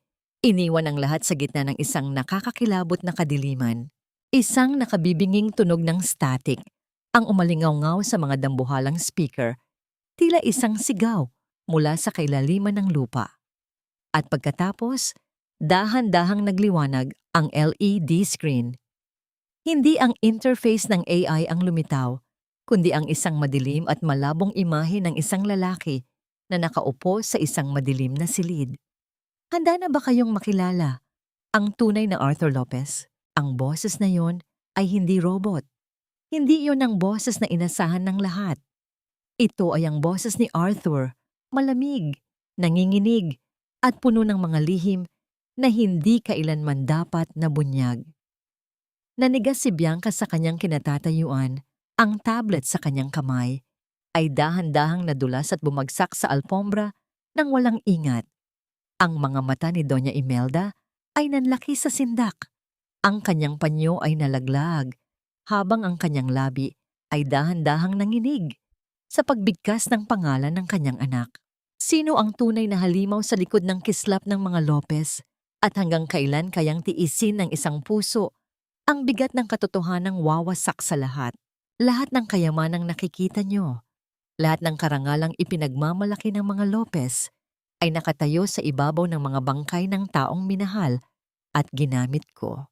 Ang boses ni Arthur na umalingaw-ngaw mula sa mga dambuhalang speaker ay tila isang hatol mula sa kabilang buhay. Sa gitna ng madilim na ballroom ng Manila Hotel, ang tanging nagbibigay ng liwanag ay ang dambuhalang LED screen na ngayon ay nagpapakita ng isang mukhang hindi inasahan ng lahat. Ang mukha ni Arthur Lopez, ngunit hindi sa paraang nais nilang makita. Ang kanyang mga mata sa video ay puno ng takot at pait, isang malayong anyo mula sa matalinong negosyanteng ipininta ng kanyang ina. Nakatayo sa gilid ng entablado, nararamdaman ni Teresa ang panlalamig ng kanyang mga daliri habang nakadiin sa screen ng kanyang cellphone. Ang bawat salitang lumalabas sa video ay tila isang matalim na kutsilyong humihiwa sa bawat kasinungalingang itinanim ng mga Lopez sa loob ng maraming taon. Ang kislap ng mga diamante sa gown ni Bianca na kanina lang ay tila korona ng isang reyna, ngayon ay nagmumukhang mga piraso ng basag na salamin na nagbabantang sugatan ang sarili niyang balat. Hinto! Itigil niyo iyan! Isang paninira lamang ito. Ang sigaw ni Doña Imelda ay naging isang matinis at basag na tinig sa gitna ng nakabibinging katahimikan ng mga panauhin. Sinubukan ng matanda na tumayo, ngunit ang kanyang mga tuhod ay tila naging malambot na kandila. Ang kanyang kamay ay mahigpit na nakakapit sa gilid ng mesa, nagiging dahilan upang manginig ang mga kristal na baso at maglikha ng isang marahang kalansing na tila isang babala. Ang bawat mata ng mga investors, ng mga opisyal at ng mga mamamahayag ay nakatutok sa screen kung saan lumitaw ang isang digital na dokumento, ang reseta ng gamot at ang resibo na may pirma ni Arthur. Ang aking biyenan, ang sarili kong asawa, pinatay nila ang tatay ko para lang makuha ang pirma ko. Ang bulong ni Teresa sa dilim, ang kanyang boses ay tila isang mahinang ihip ng hangin na nalulunod sa gitna ng kaguluhan. Ang imahe sa screen ay muling nagbago. Ngayon, ang nakikita ng lahat ay isang lihim na pag-uusap ni na Arthur at Bianca sa loob ng isang madilim na silid. Ang bawat haplos, ang bawat tawa ni Bianca habang pinag-uusapan ang bobong katulong na si Teresa ay naging isang malakas na sampal sa dangal ng pamilya Lopez. Ang mga flash ng kamera ay nagsimulang sumabog sa bawat sulok ng ballroom, tila mga kidlat na nagbabadya ng isang malakas na unos. Naramdaman ni Bianca ang pagtulo ng malamig na pawis mula sa kanyang noo patungo sa kanyang leeg. Ang kanyang bibig ay dahan-dahang bumukas, ngunit walang tunog na lumabas, tila isang isdang nalulunod sa gitna ng tuyong lupa. Ang kanyang mga kamay ay nanginginig ng marahas habang hawak ang tablet na ngayon ay wala ng silbi. Ang lahat ng kislap, ang lahat ng bango ng tagumpay ay biglang napalitan ng amoy ng nabulok na katotohanan. Hindi totoo yan. Edited lang iyan. Ang pilit na hiyaw ni Bianca, ngunit ang kanyang boses ay naging isang mahinang himig sa gitna ng bulungan ng mga tao. Biglang bumukas ang mga ilaw sa ballroom, ngunit hindi ito ang marangyang liwanag na inaasahan. Ang mga ito ay ang matatalim na spotlight ng media at ang asul at pulang ilaw ng mga pulis na dahan-dahang pumapasok mula sa dambuhalang pintuan ng hotel. Ang tunog ng mga mabibigat na hakbang ng mga awtoridad sa ibabaw ng marmol na sahig ay tila isang martsa ng kamatayan para sa ambisyon ni Doña Imelda. Nakit ni Teresa ang pagbagsak ni Doña Imelda sa kanyang upuan. Ang kanyang mukha ay naging kasing puti ng papel, habang ang kanyang kamay ay dahan-dahang dumadampi sa kanyang dibdib. Ang bawat hininga ng matanda ay naging isang gipit na pagsisikap. Tila ang hangin sa loob ng ballroom ay naging kasing bigat ng lahat ng kanyang mga kasalanan. Dahan-dahang lumabas si Teresa Mula sa anino ng kurtina, nakatayo siya sa gitna ng kaguluhan. Ang kanyang simpleng uniforme ay naging simbolo ng isang katarungang hindi nabibili ng salapi. Tiningnan niya si Bianca na ngayon ay napapalibutan na ng mga reporter at si Doña Imelda na unti-unti nang nawawalan ng malay sa gitna ng kahihiyan. Ano ang halaga ng isang pangalang nakasulat sa ginto kung ang bawat titik nito ay dinilig ng luha at dugo ng mga inapi? Hanggang kailan kayang panindigan ng isang tao ang isang toreng yari sa kasinungalingan bago ito gumuho sa ilalim ng bigat ng sarili nitong katotohanan? Naiwan ang lahat sa gitna ng ingay at gulo habang ang tinig ni Arthur mula sa screen ay dahan-dahang humina, tila isang huling hininga na nagpapaalam sa mundong kanyang dinungisan. Tapos na ang palabas, Bianca. Ang kislap na ninakaw mo ngayon ay siyang susunog sa'yo. Ang boses ni Teresa ay mahina, halos isang bulong lamang, ngunit tila ito ay naging isang dambuhalang kulog sa gitna ng ballroom na puno ng kaguluhan. Habang ang mga flash ng kamera ay walang tigil sa pagsabog, ang mukha ni Bianca ay naging isang maskara ng purong sindak. Ang mga diamanteng suot nito ay hindi na nagbibigay ng ningning, kundi tila mga maliliit na piraso ng yelo na nagpaparamdam sa kanya ng matinding ginaw. Ang lahat ng mata sa loob ng Manila Hotel ay nakatuon sa kanya, hindi na bilang isang henyo, kundi bilang isang magnanakaw at kasabwat sa isang karumal-dumal na krimen. Sa gitna ng entablado, si Doña Imelda ay dahan-dahang nalaglag mula sa kanyang upuan. Ang kanyang dambuhalang singsing na may ruby ay tumama sa sahig. Naglikha ng isang mapurol na tunog bago ito gumulong palayo. Tila ang kapangyarihan ng pamilya Lopez na dahan-dahan ding kumakawala sa kanyang mga kamay. Ang kanyang mukha ay namumutla. Ang kanyang mga labi ay nanginginig sa pagtatangkang magsalita. Ngunit tanging ang gipit na paghinga ang lumalabas sa kanyang dibdib. Ang dulo ng kanyang tungkod ay nakahiga sa alpombra, wala ng silbi, tulad ng kanyang mga banta na dati ay kinatatakutan ni Teresa. Hindi maaari ito. Hindi ito totoo. Ang huling hiyaw ni Bianca habang sinusubukan niyang takpan ang kanyang mukha mula sa mga reporter. Ngunit ang mga autoridad ay naroon na. Naramdaman ni Bianca ang malamig na bakal ng posas na sumara sa kanyang mga pulso. Isang tunog na tila huling hatol ng langit na tumatapos sa kanyang marangyang panaginip. Ang bawat hakbang niya habang hinihila siya ng mga pulis palayo sa entablado ay puno ng pait. Ang kanyang itim na gown ay sumasayad sa sahig, nadudumihan ng mga natapon na alak at pagkain. Isang simbolo ng kanyang pagbagsak mula sa rurok ng kanyang kasinungalingan. Mula sa gilid, nakita ni Teresa si Chari na sinusubukang tumakas sa pamamagitan ng pagdaan sa likurang pinto. Ngunit hinarangan siya ng mga gwardya. Ang kanyang mga mata ay puno ng galit at takot. Tinititigan si Teresa na tila nais siyang saksakin ng tingin. Ngunit hindi kumurap si Teresa. Ang kanyang puso, na dati ay puno ng takot, ngayon ay tila isang matatag na pader na hindi na kayang tibagin ng anumang banta. Dahan-dahang lumapit si Dr. Gabriel kay Teresa. Ang kanyang mainit na palad ay dumanipis sa balikat ng babae, isang haplos na nagbibigay ng lakas at katiyakan. Tapos na, Teresa. Ang katarungan ay nakamit na ng iyong ama. Bulong ni Gabriel. Naramdaman ni Teresa ang pagdaloy ng isang mainit na luha sa kanyang pisngi. Isang luhang hindi na galing sa pighati, kundi sa paglaya. Tiningnan niya ang dambuhalang screen kung saan dahan-dahang naglalaho ang imahe ni Arthur. Ang bawat alaala ng kanyang paghihirap, ang bawat gabing pinangarap niyang mamatay na lang sa halip na magdusa, ay tila mga aninong binura ng bukang liwayway. Ang ingay ng mga tao ay dahan-dahang naging malabo sa pandinig ni Teresa. Ang tanging naririnig niya ay ang payapang tibok ng kanyang sariling puso. Tumingala siya sa matatayog na kisame ng hotel, iniisip ang kanyang ama sa tondo.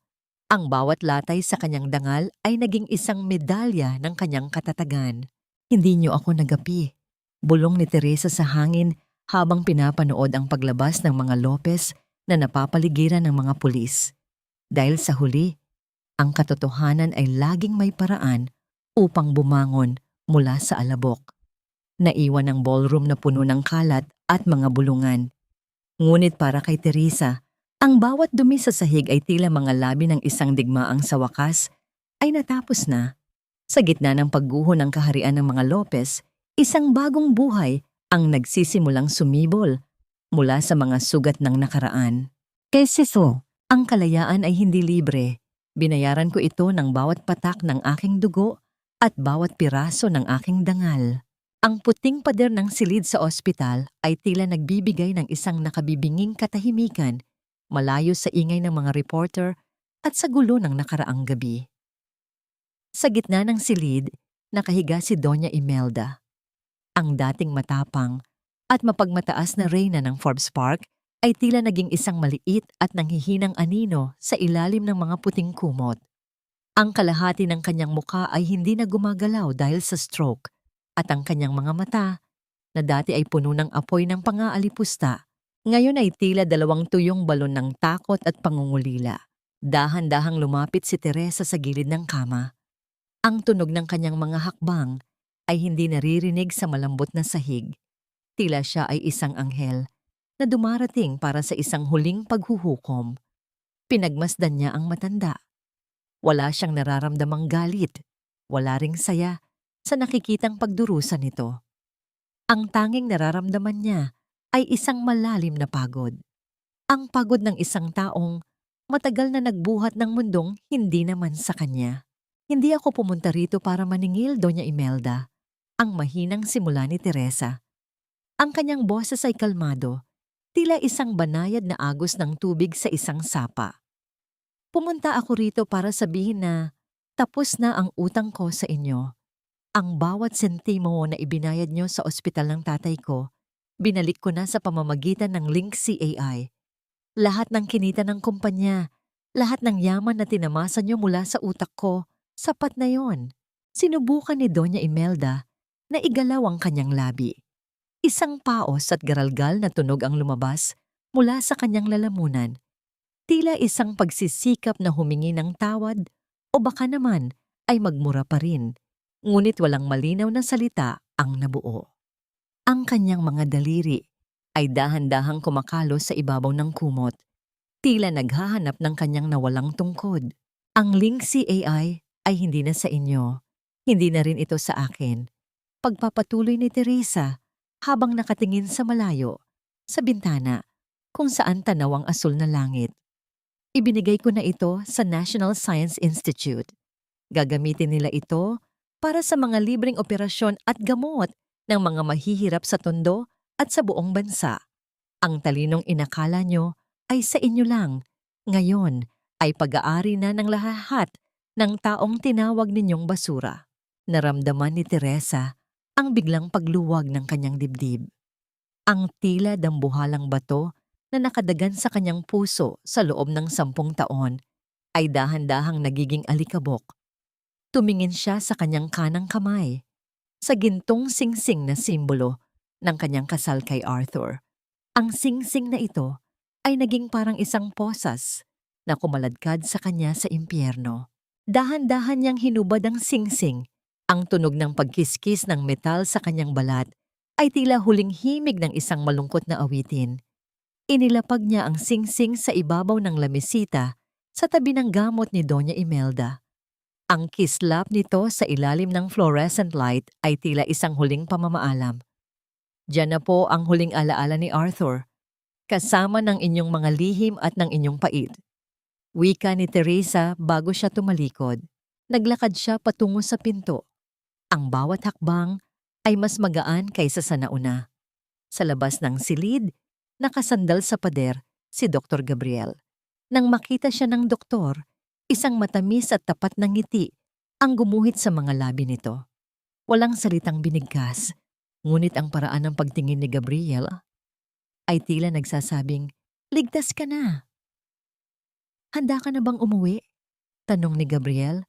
Ang kanyang boses ay puno ng init na matagal nang hindi nararamdaman ni Teresa. Uuwi na ako, Dok. Pero hindi sa mansyon. Sagot ni Teresa habang tinitingnan ang dulo ng koridor kung saan sumisilip ang liwanag ng araw. Uuwi ako sa sarili ko. Habang naglalakad sila palayo, naramdaman ni Teresa ang malamig na simoy ng hangin sa labas ng ospital. Ang bawat hininga niya ay tila mas malalim, mas masarap. Ngunit sa likod ng kanyang isipan, may isang maliit na tanong na pilit sumusulpot. Isang tanong tungkol sa kung ano ang naghihintay sa kanya sa dulo ng kalsada sa Tondo. Magagawa ko bang burahin ang lahat ng sugat na iniwan ng mga Lopez? O ang mga pilat na ito ang magsisilbing mapa para sa aking bagong simula? Ang ingay ng Tondo ay hindi na isang gulo sa aking pandinig, kundi isang awit ng buhay na muling bumabangon mula sa abo ng nakaraan. Sa gitna ng masikip na eskinita, kung saan ang amoy ng dagat ay humahalo sa usok ng mga nagluluto sa tabi ng daan, nakatayo ang isang maliit ngunit malinis na gusaling yari sa kahoy at semento. Sa itaas ng pinto, may isang simpleng karatula na gawa sa ukit na nara, Linksy Center, pangarap para sa kabataan. Dito, ang bawat dumi sa pader ay pinalitan ng mga makukulay na guhit at ang bawat lungkot ay pinalitan ng tunog ng mga batang nag-aaral at nagtatawanan. Sa loob, nakaupo si Teresa sa harap ng isang luma ngunit maayos na computer. Napapalibutan siya ng 5 batang babae na may malalawak ng ngiti at mga matang nagniningning sa kuryosidad. Ang kanyang mga daliri na dati ay rumesponde sa takot at pagmamadali para sa mga Lopez, ngayon ay dahan-dahang gumagalaw upang ituro sa mga bata ang sining ng pagbuo ng programa. Ang bawat pagpindot niya sa keyboard ay tila isang pagtatanim ng binhi ng pag-asa sa matabang lupa ng kaisipan ng mga kabataang ito. Ma'am Teresa, totoo po ba na ang mga code na ito ay parang mahika na kayang magbukas ng pinto sa buong mundo? Tanong ni Maya, isang maliit na batang babae na may madudungis na pisngi ngunit may talinong tila isang bituin. Hinawakan ni Teresa ang maliit na kamay ni Maya. Ang kanyang haplos ay puno ng pagmamahal na matagal niyang ipinagkait sa sarili. Hindi ito mahika, Maya. Ito ay talino. At ang talino ay sandata na walang sino mang makakapagnakaw sa iyo kahit gaano pa sila kayaman. Nabalik ang diwa ni Teresa nang marinig ang pagbukas ng pinto. Pumasok si Dr. Gabriel, may dalang mga kahon ng mga kagamitang pang-eskwela at mga bitamina. Ang kanyang puting polo ay bahagyang may pawis, ngunit ang kanyang nangiti ay sapat na upang pawiin ang init ng hapon. Kasama niya si Lolo Ben, na ngayon ay masigla na at nagsisilbing tagapangalaga ng munting sentro. Masyadong masipag ang teacher natin. Baka malimutan na niyang kumain. Biro ni Gabriel habang inilalapag ang mga dala sa mesa. Nagtawanan ng mga bata at naramdaman ni Teresa ang isang init sa kanyang dibdib na hindi nagmumula sa sikat ng araw. Ito ang init ng pagtanggap, ng pagiging kabilang, at ng tunay na pag-ibig na hindi humihingi ng kabayaran o sakripisyong nakakawasak ng dangal. Nang lumubog na ang araw, tumayo si Teresa sa labas ng sentro, pinagmamasdan ng langit na dahan-dahang nagiging kulay ube at ginto. Ang bawat anino ng mga barong-barong sa paligid ay tila hindi na nakakatakot.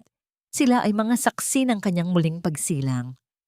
Ang kanyang buhay sa Forbes Park ay tila isang malabong panaginip na dahan-dahang binubura ng bawat hininga niya rito sa Tondo. Lumapit si Gabriel sa kanyang tabi na natiling tahimik, sapat na ang kanilang presensya para sa isa't isa. Ang katahimikan sa pagitan nila ay hindi nakakailang, kundi puno ng mga pangakong hindi na kailangang bigkasin pa. Gabriel, tawag ni Teresa. Ang kanyang boses ay tila isang banayad na himig. Salamat dahil tinulungan mo akong makitang muli ang ganda ng mundong ito. Wala akong ginawa, Teresa. Sagot ni Gabriel habang nakatingin din sa abot tanaw. Ikaw ang naglakad palabas ng dilim. Ako, Narito lang ako para siguraduhin na may sasalo sa'yo kung mapagod ka man. Dahan-dahang sumandal si Teresa sa balikat ni Gabriel. Sa unang pagkakataon, sa loob ng maraming taon, naramdaman niya ang tunay na kapayapaan. Ang bawat pilat sa kanyang puso ay naging bahagi na ng kanyang kagandahan. Ang kanyang paglalakbay ay puno ng pait, ngunit sa dulo nito, natagpuan niya ang pinakamatamis na bunga, ang pagmamahal sa sarili at ang pagkakataong magsilbi sa iba. Ngunit habang tinitingnan niya ang huling sinag ng araw, isang alaala ang biglang dumaan sa kanyang isipan. Ang huling boses ni Arthur sa link si AI. Patawad. Naisip niya, sapat na ba ang patawad para sa lahat ng nawala? O ang tunay na kapatawaran ay ang paglimot na may kailangan pang patawarin? Ang paglubog ng araw sa dalampasigan ng Maynila ay tila isang dambuhalang pinturang ginto at ube na dahan-dahang kumukulay sa bawat alon. Sa rooftop ng Linksy Center sa Tondo, nakatayo si Teresa habang dinaramdam ang banayad na simoy ng hangin na humahalik sa kanyang mga pisngi. Ang ingay ng mga sasakyan at ang tawanan ng mga batang naglalaro sa ibaba ay tila isang himig na nagpapatunay na ang buhay ay patuloy na dumadaloy. Kahit gaano pa katindi ang bagyong nagdaan. Dahan-dahang lumapit si Gabriel sa kanyang tabi. Hindi ito nagsalita. Sa halip ay dahan-dahang kinuha ang kamay ni Teresa at pinagsalikop ang kanilang mga daliri. Ang init ng palad ni Gabriel ay tila isang angkla na nagpapanatili kay Teresa sa isang mundong ligtas at puno ng pag-asa. Wala na ang mga sugat sa kanyang mga daliri mula sa pagpindot sa keyboard. Ang mga ito ay napalitan na ng mga pilat na nagsisilbing medalya ng kanyang katatagan. Nabalitaan ko ang balita kanina. Mahinang simula ni Gabriel, ang kanyang boses ay tila isang haplos ng sutla sa gitna ng katahimikan. Hinatulan na si Bianca ng habambuhay na pagkabilanggo para sa pananabutahe at pagnanakaw ng intelektual na ari-arian. At si Chari, hindi na siya pinayagang makalapit sa anumang kumpanya sa bansa. Tumango si Teresa ng dahan-dahan. Ang balitang iyon, na dati ay inaasahan niyang magbibigay sa kanya ng matinding kagalakan, ngayon ay nagdala lamang ng isang malalim na buntong hininga. Sana ay mahanap nila ang kapayapaan sa loob ng rehas, Gabriel. Ang puot ay isang dambuhalang bilangguan na mas masahol pa sa semento at bakal. Ayaw ko nang manirahan doon. Napatawad mo na ba sila, Teresa? Tanong ni Gabriel habang nakatingin sa abot-tanaw kung saan ang huling sinag ng araw ay dahan-dahang naglalaho. Huminga ng malalim si Teresa. Ang patawad ay hindi nangangahulugang tama ang ginawa nila. Ito ay nangangahulugang hindi ko nahahayaang kontrolin ng kanilang mga kasalanan ang tibok ng puso ko. Napatawad ko na si Arthur, hindi dahil deserve niya, kundi dahil deserve ko ang magkaroon ng payapang isipan. Ipinauubaya ko na sila sa katarungan ng Diyos at ng batas. Dahan-dahang isinandal ni Teresa ang kanyang ulo sa balikat ni Gabriel. Sa unang pagkakataon, ang kanyang isipan ay hindi na naghahanap ng mga errors sa code o mga paraan para makatakas. Ang kanyang kaluluwa ay sa wakas ay nakauwi na. Ang Linksy AI na binuo sa gitna ng pagdurusa, ngayon ay nagliligtas ng libu-libong buhay sa mga pampublikong ospital, isang pamanang hindi kailanman mabubura ng kahit anong yaman. Ma'am Teresa, Doc Gabriel, halina po kayo. Luto na ang hapunan. Ang masayang sigaw ni Maya mula sa pintuan na sinundan ng tunog ng mabilis na pagtakbo ng mga bata patungo sa hapagkainan. Tumingin si Teresa kay Gabriel at isang tapat na ngiti ang gumuhit sa kanyang mga labi. Ang ngiting iyon ay hindi na para sa mga Lopez, hindi na para sa pagpapanggap. Iyon ay para sa kanyang sarili. Ang tunay na utang na loob ay hindi ang pag-aalay ng buhay sa mga taong yumurak sa iyo. Ang tunay na utang na loob ay ang pagpapahalaga sa sariling buhay at ang pagbabahagi ng liwanag sa mga taong nasa dilim. Sa dulo ng bawat luha, laging may bukang liwayway na naghihintay hanggat ang puso ay marunong magpatawad at mangarap muli. Dahan-dahang bumaba ang gabi, ngunit sa loob ng Linksy Center, ang liwanag ng pagmamahal ay nagsisimula pa lamang magningning. Sa bawat paglubog ng araw sa tondo, hindi na tayo nakatingin sa kung ano ang nawala, kundi sa kung ano ang maaari pa nating mabuo mula sa mga piraso ng ating pagkatao. Ang bawat huling hininga ng kwentong ito ay isang paalala na ang ating halaga ay hindi nasusukat sa kislap ng ginto, kundi sa linaw ng ating konsensya. Mga mahal kong tagapakinig, mula sa kailaliman ng aking puso, maraming salamat sa pagsama sa akin sa mahaba at madamdaming paglalakbay na ito ni Teresa. Habang isinusulat ko ang bahagi kung saan pinilit si Teresa na lumuhod sa mga basag na kristal sa harap ng kanyang mga kaaway, tila huminto ang tibok ng aking puso at sandali akong napaluha. Ramdam ko ang hapdi ng bawat sugat sa kanyang tuhod na sumasalamin sa sugat ng napakaraming kababaihan na patuloy na nagsasakripisyo sa gitna ng pang-aapi. Ang kwentong ito ay hango sa mga hibla ng realidad na madalas nating hindi nakikita. Ang tahimik na pakikibaka ng mga taong pinagkaitan ng boses, ngunit may talinong kayang magpabago ng mundo.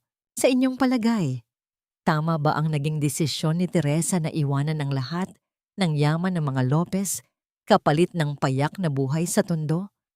Kung kayo ang nasa kanyang katayuan, kaya niyo rin bang magpatawad nang hindi lumilimot sa inyong sariling dignidad? Habang pinakikinggan ninyo ang huling bahaging ito, nais ko ring itanong, nasaan kayo ngayon at ano ang inyong ginagawa? Baka kayo ay nagluluto para sa inyong mga anak, naglalaba, o baka naman ay nagpapahinga matapos ang isang mapaghamong araw. Ibahagi ninyo sa amin ang inyong mga nararamdaman sa comment section dahil ang bawat salita ninyo ay bahagi ng ating munting komunidad na naglalayong maghilom at magbigay lakas sa isa't isa. Huwag din ninyong kalimutang i-like at i-share ang kwentong ito upang maabot ang iba pang mga pusong nangangailangan ng pag-asa. Hanggang sa muli nating pagkikita sa susunod na kabanata ng buhay, naway maging matapang kayo na isulat ang sarili ninyong code ng kaligayahan. Isang buhay na hindi idinidikta ng utang na loob, kundi ng inyong sariling kalayaan at pagmamahal. Pagpalain kayo ng may kapal at manatiling matatag sa bawat hamon ng tadhana. Pamagat ng kwento, ang salamin ng katotohanan.